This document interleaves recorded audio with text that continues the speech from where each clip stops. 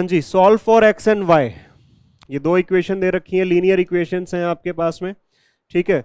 और दोनों का सॉल्यूशन में आपके पूछा गया है कि इनमें से एक्स और वाई का सॉल्यूशन क्या होगा। साथ में ये भी लिखा गया है no unique solution, there are infinite many solution आपके पास में, इनफाइनाइट मैनी सॉल्यूशन, ठीक है, इनफाइनाइट मैनी सॉल्यूशन आपके पास में। तो सबसे पहले तो आपको ये पता होना चाहिए कि अगर मान लो ये ए ऑप्शन नहीं होता तो हम इसको सॉल्व भी करते, लेकिन अगर नो यूनिक सॉल्यूशन दे रखा है तो ये कैसे हमें पता चलेगा कि नो यूनिक सॉल्यूशन है या there are many infinite solution है। ये जो लिखा गया कहीं यही ऑप्शन में हो तो ये कैसे पता चलेगा।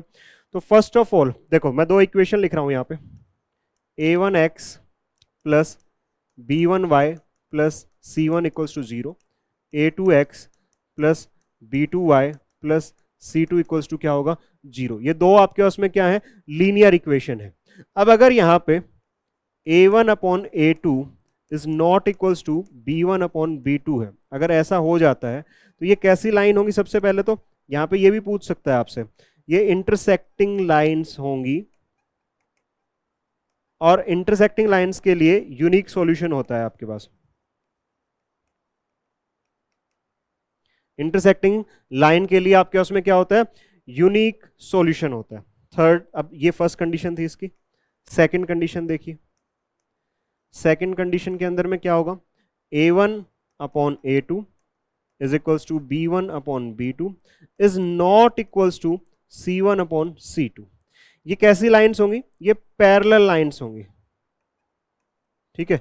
ये कैसी लाइंस होंगी आपके पास में, ये पैरेलल लाइंस होंगी, और इनमें क्या होगा आपके पास में, नो सॉल्यूशन आएगा। क्या आएगा आपके पास में, नो सॉल्यूशन आएगा यहाँ इस केस के अंदर में, ठीक है। नेक्स्ट है आपके पास में थर्ड पार्ट या थर्ड कंडीशन। थर्ड कंडीशन क्या कहती है, a1 upon a2 equals to b1 upon b2 equals to c1 upon c2। अगर ये तीनों इक्वल आ रहे हैं, तीनों रेशियो इक्वल आ रहे हैं, उस केस में पैरेलल लाइन हो गए यहाँ पे इंटरसेक्टिंग। ये कैसी लाइन होंगी आपके पास है, ओवरलैपिंग लाइन होंगी, ओवरलैपिंग लाइंस होंगी, मतलब एक दूसरे पे मर्ज कर रही होंगी। इनके अंदर में क्या होगा, इनफाइनाइट मैनी सॉल्यूशन होगा, या फिर आप लिख सकते हो नो यूनिक सॉल्यूशन। तो अब यहां पता करते हैं पहले तो, ये कंडीशन अगर ये ऑप्शन दे रखा है तो हमें देखना पड़ेगा। तो 9 अपॉन 18, ठीक है, उसके बाद में 3 अपॉन 6 एंड 12 अपॉन में 24।